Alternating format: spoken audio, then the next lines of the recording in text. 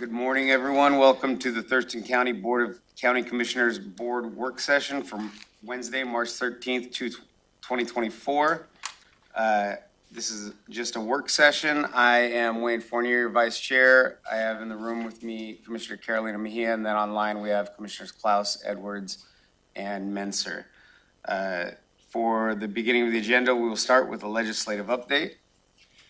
Before we go there, if I may, just want to announce for the public that a number of things were announced for this meeting. The legislative update, update on the American Rescue Plan Act or ARPA, a 2024 construction project update, and the Puget Sound Energy presentation. Of those items, due to time limitations, we're going to have a very brief legislative update.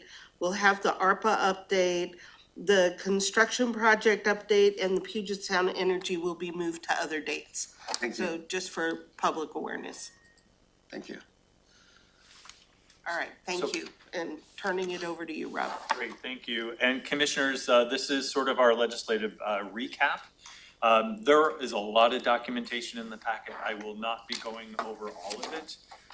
But wanted to make sure that you had sort of this high-level 2024 legislative budget overview, which really does a compare and contrast with the 2023 enacted state budgets compared to the 2024 enactments. So basically what that does is help to track the where the legislature may have added funding, but often in some cases where they reduce funding. So I just wanted to make sure, and there are a couple things I just wanted to call out when we get to that.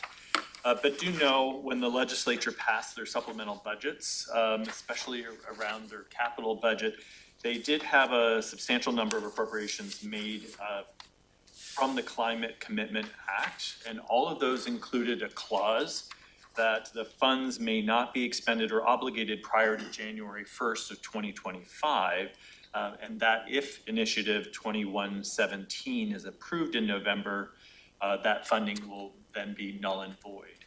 And specifically, we have one of our legislative priorities was around a proviso seeking funding to help to preserve some legacy forests. That got winnowed down and ultimately survived at a $15 million rate, which would allow for upwards of 260 acres of probably the capital forest to be preserved. But again, that caveat is in place.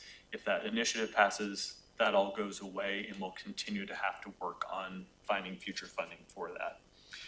Of note, in the operating budget, there was $4.4 million to eliminate the local government's 25% required match for Basic Law Enforcement Academy. There's also $1.5 million in one-time funding for technical assistance for the Broadband Equity Access and Deployment, or BEAD, program grantees, which pairs up with the capital budget where they've appropriated $95.6 million in federal funding for that same program. And then another capital budget of note is $4 million will be available for clean energy retrofit dollars. So it will be a competitive grant that local jurisdictions can apply for, like the county, specifically to do energy audits for Tier 1 and Tier 2 buildings. So that is slowly rolling out, where if you have buildings of certain sizes, you have to achieve certain energy efficiency. And this will allow local jurisdictions, especially those that don't have the means, to apply for grant funding to do those energy audits specifically. Other than that, did want to call your attention to page 3 of the update. There are a lot of moving parts at the end of any legislative session. As you know, we have many individuals who have indicated that the legislators, both Senate and in the House, that they will not be returning to their positions next year. So that always facilitates a fair amount of churn, which for us and our local delegations means that we have a lift coming forward in terms of bringing those new members up to speed on what our priorities are moving forward. And then additionally, there will be some folks that are running for another office, but if they are not elected to that post, they will still retain their seats in the legislature. So those are called out on page 3 as well. Other than that, today at 11 a.m., our local bill that we had requested for flexibility around the composition of our Board of Health was successful, and the governor will be signing that this morning, and Commissioner Fournier will be representing the Board of County Commissioners at that signing.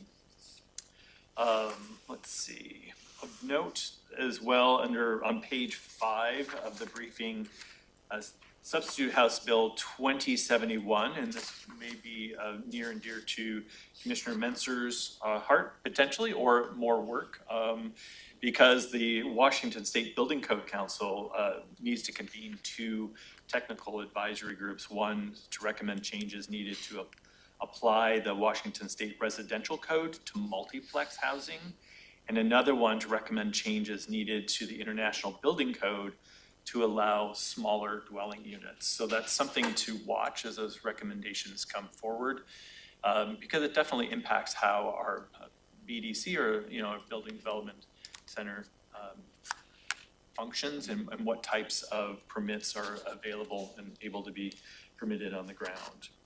Of course, we did get additional 6 months to complete our 2025 comprehensive plan update. And then there was the Senate Bill 6120, which allows a little bit more flexibility when it comes to the wildfire. So the Wildland Urban Interface Code, or WUI code, has had some flexibility that allows for some local mapping that will hopefully be successful and helpful in that. The legislative tracker that we've been following stands as written. Basically tells you what was dead, and pretty much the same things that have gone on for the governor's signature, and then the budget overview specifically.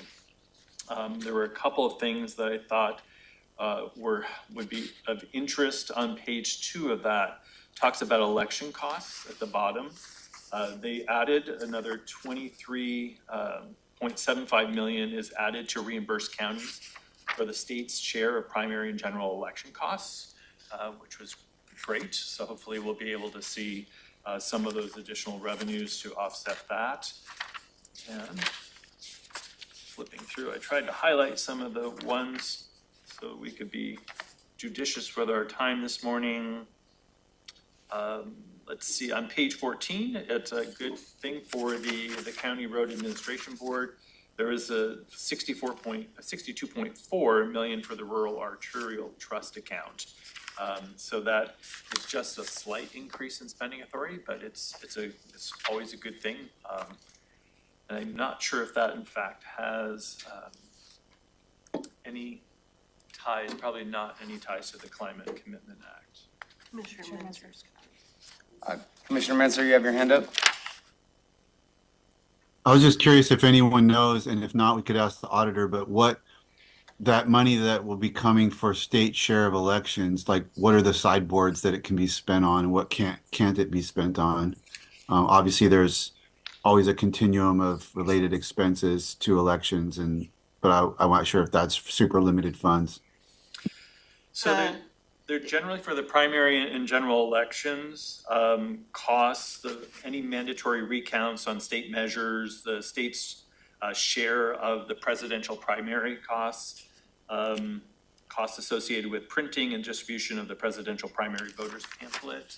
Is that new? It's additional funding. So they had it last year appropriated 14.7 million, and when it was enacted this year, they amended it to 23.7. So the Secretary of State apparently updated the approximate amount that the state would owe due to the upcoming presidential election, I'm sure. It's likely. So Commissioner Menzer, that money is reimbursement to the counties. We bill the state their fair share of the election costs, and we deposit it into our general fund. And it is already taken into account in the budget. It's really not new money for the counties. And then just a couple of other appropriations, which I thought were fairly interesting. On page 17, there permit tech workforce, where the legislature is actually appropriating 25,000, which is not a lot of funding to Commerce for a grant to a nonprofit to collaborate with the Washington State Board of Community and Technical Colleges to design and implement training programs to accelerate the hiring of city and county permit techs. So maybe somewhere down the stream that could be beneficial to the county relative to our workforce. And they also appropriated $250,000 to Commerce to convene a task force to make recommendations on integrating water, sewers, schools, and port districts into the GMA planning process, which will make it a more robust process as we do our periodic updates. So with that, I would just let the rest of the report stand and let you know also that we are scheduling time for Deborah Munguia to come and do a wrap up of the session towards the end of the month, and then also begin our conversation about looking forward to 2025. What are our legislative priorities? All right, thank you. Are there any questions for the Assistant County Manager? No questions from me. Okay. Next on the agenda, American Rescue Plan Act spending briefing. Thank you, Commissioners. This is your regular, semi-regular, we're doing it approximately every other month, briefing on where we're at with ARPA. Today, we've got a presentation that is brief, but what we really want to spend time on is focusing on where we're at with the spending, because we are now in 2024. This is the year that we have, it's the final year of the ARPA money in which we can obligate funds. By the end of this year, it's got to be obligated or we can't use it. So we want to be very thoughtful this year to ensure that our money is either spent or that it's obligated on items that we'll actually spend in the next 2 years. So in the coming months, that's going to be the big focus on ARPA. And with that, I'll turn it over to Nicole. So yes, as Robin mentioned, Nicole Martinez, Budget and Fiscal Manager. Diana Aarons is the financial analyst who is in charge of ARPA. And so she has put together a presentation together, and we're just gonna go through that and see where we land with time with some of the things that we did have outlined for today. So I'm gonna share the screen, Diana. Not unless you have, do you have it available? Do you want me to share? I do have the PowerPoint up. Would you like for me to share? Yes, please. Let's see.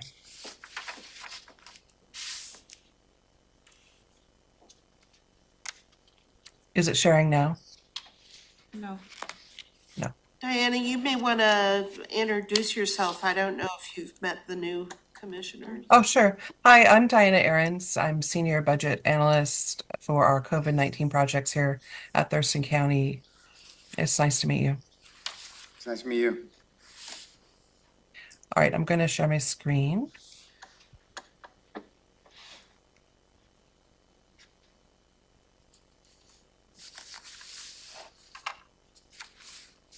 Is it sharing now? No, it's not sharing. You know, I haven't tried to share using this before. Nicole, do you have it available? I'm going to see if I can grab it. Okay. Extra people. I don't know. Could we ask our guests to introduce themselves while we figure out the sharing? We have Kahlo. Oh, hi, good morning, everybody. My name is Kahlo. I'm one of the co-exec directors for Together, and I'm here just listening in to learn more about ARPA and other things. So I'm here with Sarah and Kate, so I'll let them introduce themselves. Good morning and nice to see everybody. Hopefully everybody had some coffee. So we received a request for a new project. I don't know if we're gonna have time to go into that. when we have a section, they sent an email in on Thursday or Friday to be able to see if there's any availability in ARPA. They have reached out to our PIO officer and asked if we have what we're doing with our ARPA spending. So we suggested that they listen to this briefing today to see if there's any way to allocate funds and present their project to the board. Thank you. Yes. Okay, so we may not have time for that today, but thank you for joining us. So I'm ready to share.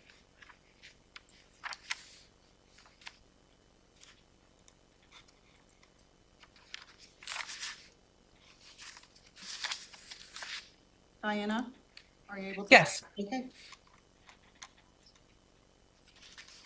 So, as Robin mentioned, we'll be sharing today a summary of ARPA expenditures to date, a discussion of the obligation interim final rule as it pertains to administrative costs and also the court backlog costs, an updated ARPA allocation document, and sharing some ARPA information resources, including the Thurston County COVID Relief Funds webpage. Currently, we have expended 30.2 million, which is 54% of our 56.4 million award to date, and 46% of the award is remaining, 26.2. All of the funds have been allocated to specific projects, except for $100,000, and that is remaining because one of our projects is coming in under budget. As Robin mentioned, these funds must be obligated by December 31st of this year and expended by the end of 2026, with the exception of the administrative costs, which must be estimated through the end of the project and reported to Treasury by the end of April of this year. Here's a look at our projects, the allocations and expenditures to date. So this is included in your packet. I know we are pressed for time, but if there's anything that you want to go to, back to the meeting, we can discuss it. So I think that this is the most important part of the conversation today, is looking at where we're at with the expenditures. Sure. Yeah. Commissioner Mejia has her hand up. Okay, are we gonna start doing that? Cause are we gonna go through each project and kind of see where we're at? I Or- was hoping we could hit the places where we're not spending everything. Okay, Yeah. So Diana, would you like me to take the lead on this? Since Yes, sure, go ahead. And the next slide has some conversation that we're needing to have about the admin obligation. Right, and the final rule, we'll get to that. That's right at the end of the expenditure list, so that'll be a good segue. Okay. So looking at the expenditure plan that you've been given, all of the ARPA funds, except for, I think we've got about $235,000 that may be available to allocate to other things, that we know of at this time, and we'll identify where that's coming from as we go. But the board had earmarked all of the money for projects. Going down the list, the first item where you see, there is what I'm gonna call a significant balance. $481,000 is under page 1, public health, item 1.4C is in cat. That is substance abuse monitoring. That will be spent by the end of the year. This is the funding in district court for the Scram project, and they are, as you can see, spending the money as we go. The next item is to install video court equipment in the jail housing units. We've only spent $31,000 on that project. I think that that's due to a delay in allocating the costs to the ARPA fund. I'm looking at Nicole, Yeah, who so is it's already been nodding. under contract, so that's going to be spent. It's just Right. the timing. It's definitely gonna be spent. The next amount that's a significant amount is 1.14D as in dog, that's the Medic One vehicles, 1.4 million. You've heard about the delay in getting vehicles. They're under contract, and we're confident at this time that they will arrive by the end of 2026. So we would recommend leaving that money in place. Can I ask on the one item before, the coroner's transport vehicle, 1.14C? Yes. That is the same We're just waiting? situation. It's just impossible to get a vehicle right now, but I'm pretty sure Bruce has it ordered. So No? we've had some updates on that And there- recently. There's been we've had some updates, but not necessarily resolution. Right.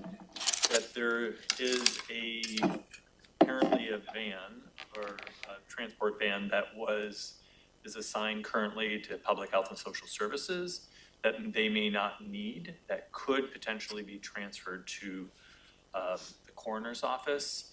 They Oh, would. Bruce was, yeah. Yeah, so. So we're looking into the possibility. So you might have 45,000 available later this year, but we got to figure out what's going on there. But there will be other needs for equipment for that van, so that might be eligible, but we'd have to explore eligibility. Yeah, we for got to those figure items.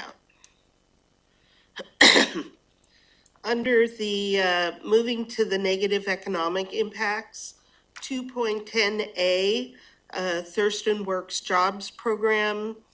I see that Diana has identified that 109,000 is available. I assume that that means that the program is finished, and that's how much was left over. So there's 110 basically that we can allocate to something else. 1.15 A through C, if you will, under affordable housing. 600,000 of that is for the Quinn Street Village operation support. That is under contract to the city of Olympia. We know that that will be spent probably by the end of this year, but because it is under contract, it can roll into next year. I will say, however, that I'm somewhat concerned about the 3.5 million that is allocated to the Franz Anderson Permanent Supportive Housing. This is money that the county obligated early on in this process.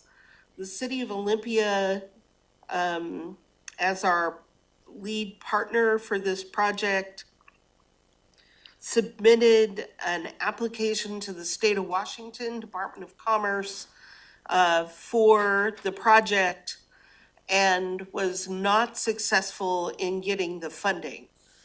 Now, Commerce has indicated that they should apply again, and they will most likely be successful in the coming year. But this is a risk, quite frankly, that, while I'm not suggesting we pull the money at this time, it's something we're going to have to watch very carefully. What Olympia has said is when they get the commitment from Commerce, they'll proceed with the project and they'll spend the ARPA money first. Well, that's great, but what happens if they don't get the money from Commerce? With the 3.5, I guess I'm just gonna ask for time. I'm happy to meet with the City of Olympia and technical team and kind of come up with a new process, because I know there are several projects that are ready to go or are in progress that maybe we could use the 3.5 for and maybe kind of Free up something else? free up something else, either the home fund or some other housing dollars, and we could use these 3.5 into an ongoing, so.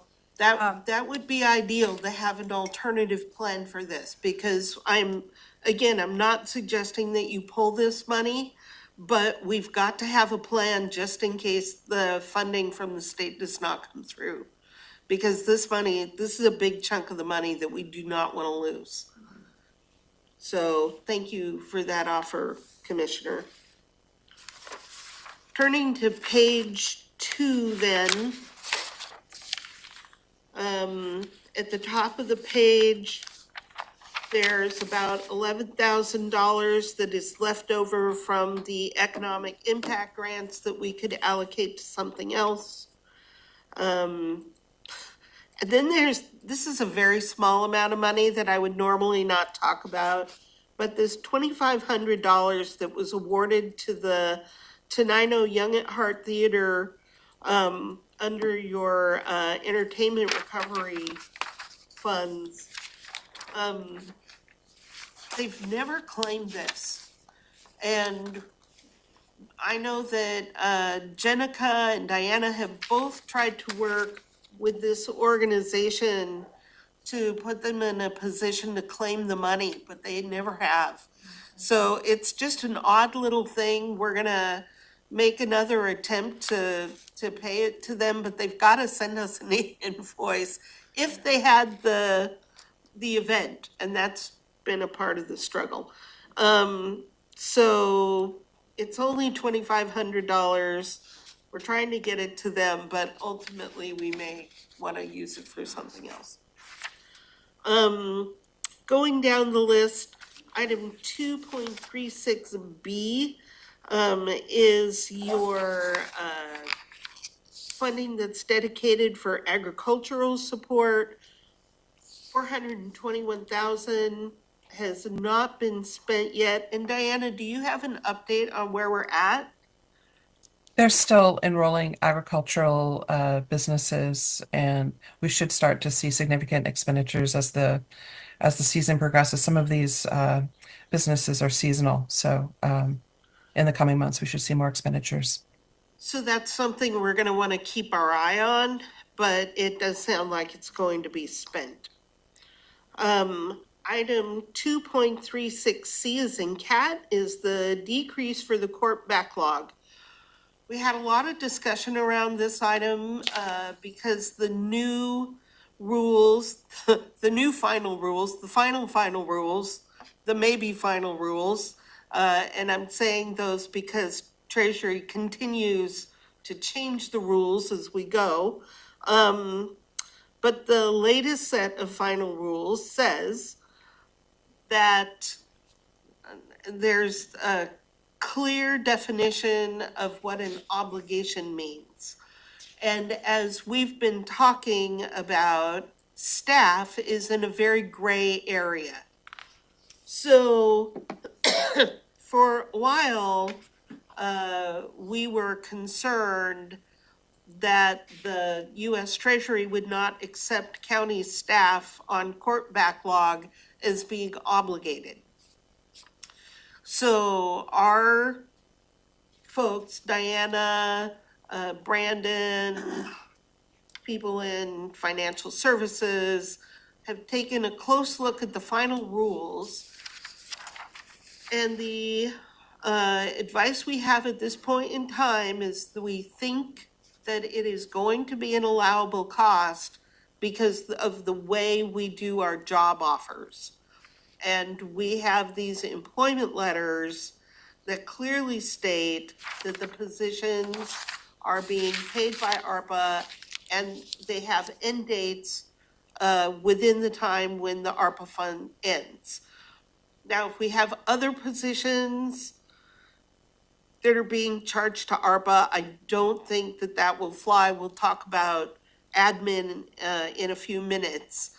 But we think that the court backlog FTEs are going to be okay.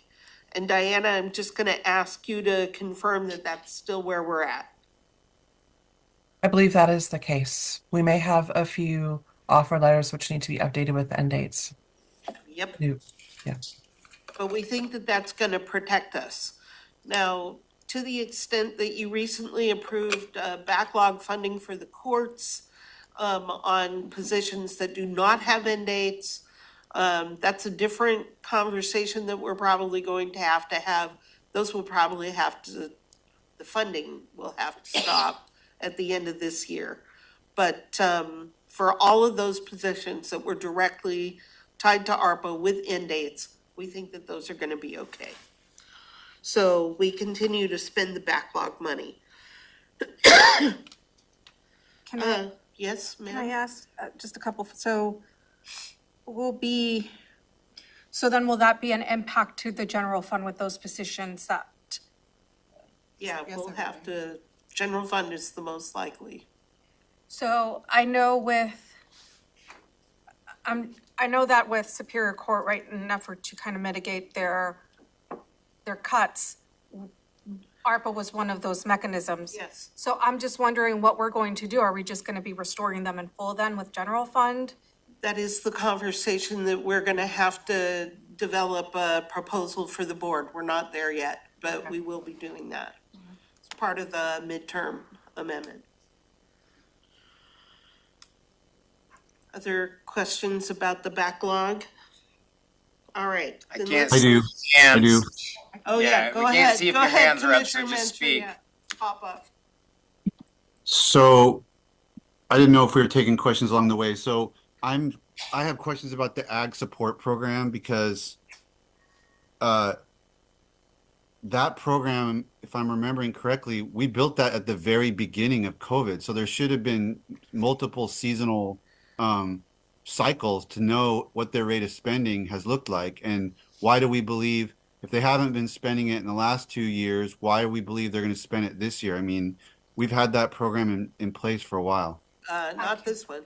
I can answer that, Commissioner Benser, because this was contracted out through Pac Mountain. And so it took a while to really stand up the program, and just make it really fit between the guidelines of ARPA. And then, right now, it's been kind of trying to get the word out, to just different groups. So it took a while for it to like actually stand up and get rolling was the big thing with this one. And while we did approve it kind of at the beginning, this actual program, we didn't approve it until a little bit later on. So it was talked about quite a bit, but we didn't approve it until, I believe it was either last year. Last year. So I know we talked about it kind of right when ARPA came out, but we didn't really actually approve it. So that's kind of why we're still seeing kind of a lower spending on it. So there's two ag items, that one and the one before, and I really can't understand the difference between them based on how they're titled. The one that I remember that we built was the labor support, where we were going to subsidize workers to help create labor force when, right during the thick of COVID. And I know it was a little bit slow getting started in terms of at the beginning, I think we allocated $1 million and then we cut it back to $500,000 to make sure that they could spend. Yes. But is that the same program we're talking about? That is the program we're talking about, and it did take quite a while for the board to give final approval to go forward because it got restructured a number of times. Then there were 3 partners, if you recall, the EDC, Pac Mountain Community College, and I know Stephen Bramwell was in the middle of that. Maybe the EDC was not in it. They were in it Oh, too. yeah, they were. So it, as Commissioner Mejia, has said, this one took a long time for the 3 partners to come to agreement even after the proposal that was finally approved by the board got approved. So it's really just getting going with the workers. The item before it, the agricultural market grants, those are fully spent. The first phase of those was very early in COVID where agricultural businesses could just come forward and get a grant, much like other businesses that we supported in the early days of COVID. And then the food boxes paid for the distribution of food from our farms to the people that needed food. Those were very successful and are fully spent. It's this agricultural worker opportunity that has been slow to get off the ground. Okay, well, I'm fully supportive, but we got to keep our eye on that because we should be able to tell by the we should be able to check in on like the number of applications we have, to basically predict where that's going because that's quite a bit of money. And even though I want to support this activity, history has shown that, local farmers are very independent type folks and they don't always want to, they don't always want to tangle with government programs and paperwork and stuff. That's just not, so I don't want to leave that money dangling if we're not going to get the actual money out to the program itself. I agree. I can follow up with Pac Mountain and, the market grants, the agricultural market grants, if we look at those numbers, I mean, that program was extremely successful. So I think it's just really getting the word out and really just getting through the applicants. But I will touch base with Pac Mountain and make sure that, they're on path to spending this money down. Great. All right. Moving on to the child care capacity recovery grants. There is approximately 1.9 out of the 2 million that is not yet spent.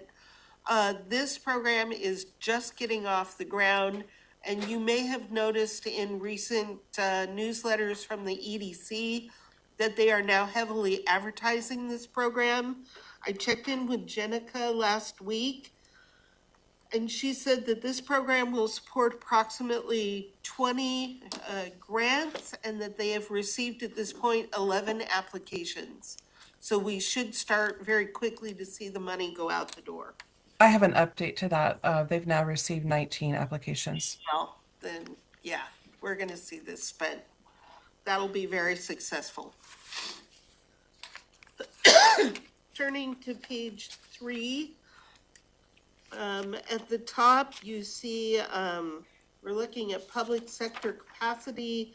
There's a little over 2 million, that will be transferred at the end of this fiscal year, into the general fund.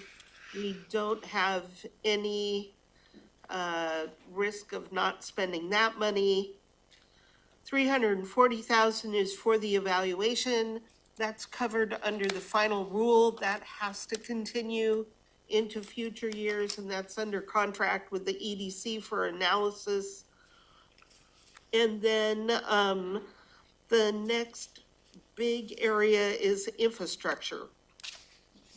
Public Works is on track with the 4 water and sewer projects. We do anticipate that those will be fully spent. They are going to be under contract and obligated by the end of this year, fully spent by 26. The bigger risk is the broadband. And Jenica continues to work with the tribe and now is looking for other opportunities for us to use this broadband funding.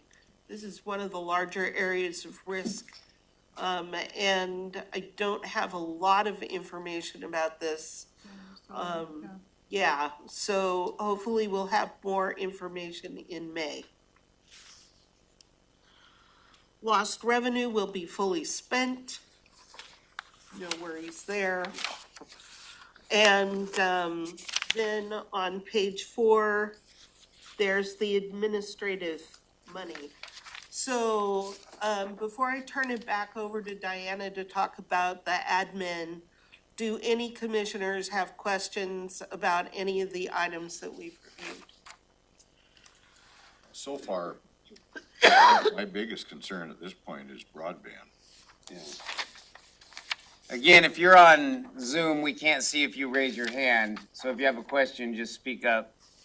Okay, I have a question. I guess I seem to remember in a previous discussion that we talked about, I'll call it a safety valve, like something that, let's say the 3.5 million for Franz Anderson isn't able to be used, and we should sort of have a date where that's kind of a drop dead date. Maybe it's October or something. Whatever needs to be done to get it re-obligated by December. And I'm trying to remember what that quote unquote safety valve was. Was it, pavement, more chip seal or something? I mean, I forget, but like, I think we had sort of a way that we could, if there was a significant chunk of money, there was a place that it could go that would fall within the rules. Am I misremembering that? No, that is absolutely correct. We've got what is essentially an ARPA Plan B. The the fallback is that we can now spend this on transportation projects. We could, it's just got to be under contract, and we need to be able to be confident that the money will be spent within the next 2 years. So we could probably funnel it into affordable housing, The but we juvenile did have a jails- list of items that we the- could The fund. juvenile jail's new problem with, I don't think that would that be something that would be eligible? eligible under ARPA. It's not, even though we're this Think, far or we away don't from know? the event, it's still got to be COVID related. Oh, okay. That's kind of. I mentioned, I believe in May, we'll be coming with some options for you to consider. One of them may be adding funds to the public sector workforce support, which has maybe 700,000 in capacity. The funds which would eventually find their way to general fund. Is that correct, Robin? Yes. We could support the general fund in that way and mitigate the impact from the court FTEs. So we will definitely have options in May. And I think that the obligations would need to be changed absolutely no later than October, but preferably a little before that, so that we can either spend it or get it under contract. Commissioner Edwards? What have we got accomplished so far with the money that we've spent with broadband? And what's the plan for the rest of broadband? And what was dedicated and what has truly been spent? There's some that's been allocated, but still not spent, and I've not seen a plan on what might be spent. Right. And there's Well, quite a that's- sum of money here. That's the whole issue. And I'm going to ask that we bring Jenica in. She is out this week. So I would like to bring Jenica in. She is the county's most knowledgeable person on what's happening with broadband. And rather than attempt to, Can you channel pass those Jenica. questions on to her? I will So- absolutely do that, and we'll have her come in within the next 2 weeks and update you on broadband. Because broadband is quite frankly one of the items that I'm very concerned about at this Yeah, point. okay, good enough. Yeah, and you may recall that we started out there with about $5 million. We've whittled it down Right. quite a bit, and while I don't think it's time to pull the plug just yet, we may be getting close. Well, I'd like to know what's been accomplished with it too. Yeah. Okay, so with that, Diana, I'm gonna pass it back to you to talk about admin. Okay, I'd like to make just one point, if I may, about the Child Care Capacity Recovery Grants Program. In case there are any childcare businesses listening, that project actually supports 36 grants, so not 20. So I don't want people to think that it's not still open. It is still open. Okay, so moving on to the ARPA obligation interim final rule, which is our third and hopefully final rule. This final rule expands the definition of obligation to specifically include administrative costs, which the county incurred by accepting this award, to manage and report on the award through the final 2027 report, which is due at the end of the first quarter, due actually at the end of April 2027. So administrative costs include indirect costs if the county chooses to charge them. We have reached out to SAO to see how far back we could do that if that was something that we wanted to do. We did receive a response which addressed methods of calculation, but did not address specifically whether we could charge indirect costs for 21 and 22. And then the estimated administrative costs that we come up with must be reported to Treasury by the end of April of this year, and unspent administrative funds must be returned to Treasury. So this is weird. I'm just gonna say, this is the weirdest thing I've ever seen. And I've seen a lot in 40 years. that we have to give an estimate now of how much we're gonna spend for the next, basically years. 3 years, in admin for this program that is completely unflexible. If we estimate too much, we have to give it back to US Treasury. If we don't estimate enough, it's not obligated as admin and we won't be able to claim it. I've never seen any other federal grant do this. This is one of the things that we've raised with WASAC, that we want to raise with NACO. I believe that NACO is raising objections to this part of the final rule with Congress. But this is absolutely bizarre. And so we're doing our best effort to calculate how much we're really going to need, but this is a risky area. Never seen anything like it. So it's in our benefit to get that number as accurate as possible, as that estimate, so we don't want to overestimate because then we would lose it. Yeah. And so if we underestimate it, we can't claim it, but we want to be as close as possible to what that number is. So we've been scrubbing it and making sure we have a really good analysis. What's the Because next percentage month- you're allowed to put in for? It's whatever it takes. Also, It's not Not a, capped. it's not a percentage count No. at all. So like we're estimating, we've got Diana's position. This is why we're looking into indirect costs and can we claim them or not?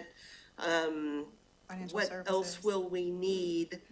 The evaluation costs have to continue. But this is weird. And so next month, April 30th is when we have to make that determination to, Right. So keep going, Diana. We only have a few minutes left.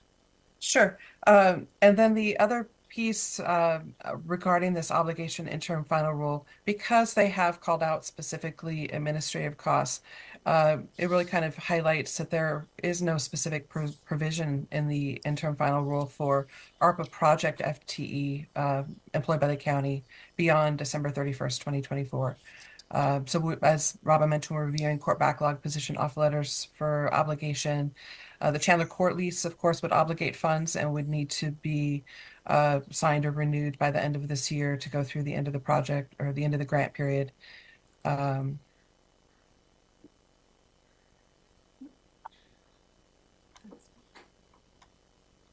you have any other comments, Robin, on the court backlog No, obligation? but yeah, go ahead, Commissioner Edwards. On the leases for the Chandler Court, how far out can we commit those? They're under contract, so we can do that until December of 2026. That is one of the few things I'm confident in. Okay. All right, so Diana, were you going to show some websites? Yes, I was going to share my screen. I'm not sure that I can share my specific screen. Nicole, do you want to navigate to the Thurston County website and I will show the location of our COVID relief funding webpage? So we are required to post our annual recovery plan, which is here on the Thurston County COVID-19 funding webpage here. We'll be reviewing and revising that. It's due again at the end of July of this year. We've also got some information about recovery fund uses and a little further down information about sort of the authorizing rules regarding this program and COVID response funding that we received, grants across different areas. And then back up to the top, if you click on learn more about Thurston County recovery projects, we have some information about specific projects and we're working on more stories regarding specific, sorry, this is the results of the survey and here are the projects. So they're divided into the various areas: public health, public sector capacity, infrastructure, revenue replacement. If you click the project, you could go into it and see if it loads.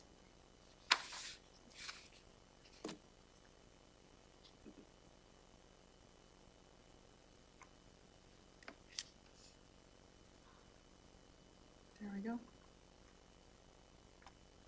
So Diana's done a great job with all the projects that we have that you're able to see in that list. She's gone into the website and put together a story, we're calling it, where it gives how much was awarded to that program or that project, and what the goal was and what the outcome is. So you can see what the money has done and what we have been able to achieve for each one of those projects. And so these are, Diane, if you want to go into this one for the Thurston Works Job Program. Sure. Yeah. This is some of the information we shared with you last year when we went over some performance measures. This is the Thurston Works Jobs Program, and it discusses the number of nonprofits and workers served and the different nonprofits who received workers through this project. So on this page, you're able to see the various programs and what the results were. We're continuing to make updates to stories in these projects, and we will also have the Leave the this. first report from the Thurston Economic Development Council to post regarding the evaluation project. So this is pretty exciting. This is where the board authorized 10 grants of 100,000 to open small businesses. 9 of those 10 businesses have opened and are still open. So this is one of the real success stories. And if you think about the tour that commissioners did early this year, and we stopped like at Iconic Wings, that was one of the recipients of this grant.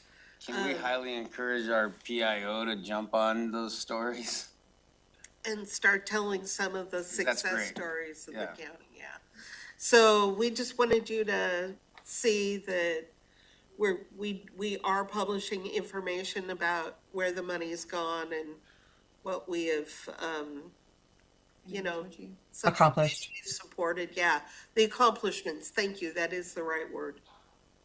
So we have some ARPA programs that are maybe languishing, and then we have some that are successful. Is Super there enough successful. freedom to shift, if necessary, from struggling to successful programs? We could, but the timing is now tight, so we need to be sure that whatever we shift this money to, they can spend it. We can get it under contract and it can be spent on eligible, things that continue to be eligible.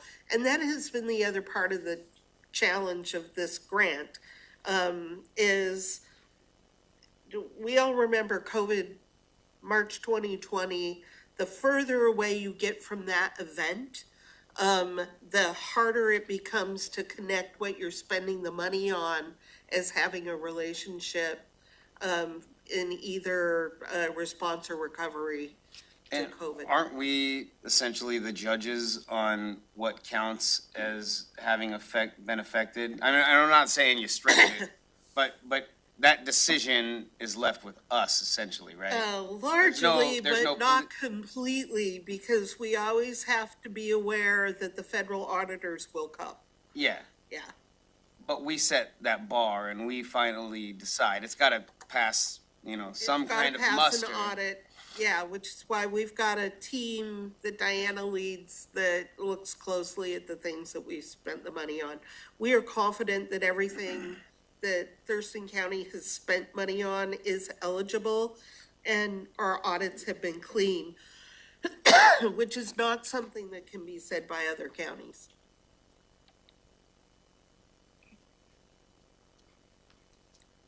Go ahead, stop sharing. Sir, as we move forward, are we gonna talk about what we as individual commissioners think we need to spend some of this money on if there's gonna become money available? I mean, one of the things, like, I'm still looking at the fairgrounds. and how are we gonna accomplish that if we've got money available?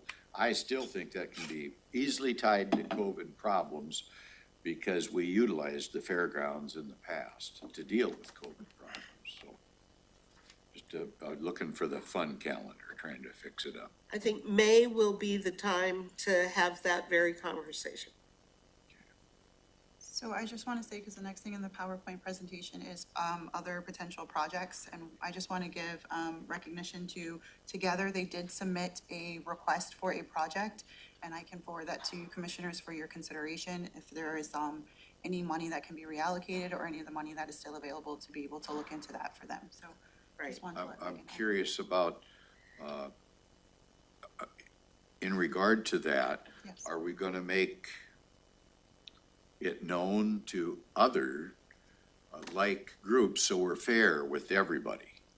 So That, we're not just accepting from one organization without having we would have others to be able open to something apply. up. Yeah, That's why the conversation should be held in May. make sure that we're fair. And we're about to lose Commissioner Menzer. I'm very, aware of his need to leave. Thank you. Lastly, I just would like to Mhm. mention that on the final page of the PowerPoint, there's a listing of resources going from national to state to county, and then our county webpage, the ARPA resources, information resources. Thank you.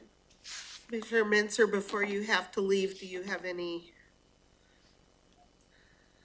No, I'm tracking everything and it sounds like we'll have some significant things to discuss in the May update, but I'm good if that's the end of this particular topic. Okay, thank you. Is there anything else? All right, I believe that concludes the agenda except for commissioners' items. Are there any commissioners' items to share? I had one. and Nothing starting the world on fire for me. I had not. I thought we covered quite a few of them the other day. I still have some, but I don't think now is the time to get into them. I'd like to have everybody here. Okay. So, there is the topic of the purchase of a building that I need to bring back, but that all 5 commissioners need to be present for that. And this afternoon, you have the field trip, with Cody Village, so I will be bringing the building up on Monday for a decision, and that's about as late as we'll be able to Any go. more information to give out No, on we that don't yet? have any additional information. Okay. I'd like to have more information prior to Monday as well, whether that can be just prior, at that point in time when you ask us. Please to let see. me know exactly what you'd like, the questions you'd like answered, so that we can bring that information for you. Well, I've never looked at the building, and I don't think I'm the one that needs to look at it. I'm concerned that our folks, whether it be the sheriff and who he's working with, and have you covered some of these things that were discrepancies that we discussed the other day? That's all. So, Anything new? it was a review by our central Yes. services staff, Yeah. along with our realtor, who found some of the items in the building that we discussed. But that's why, our recommendation to you is to spend the money on an assessment if we go forward. Okay. Anything further? All right, do you have a motion to adjourn? Move. All right. This meeting's adjourned. Thank you. Right, thank you. What's that?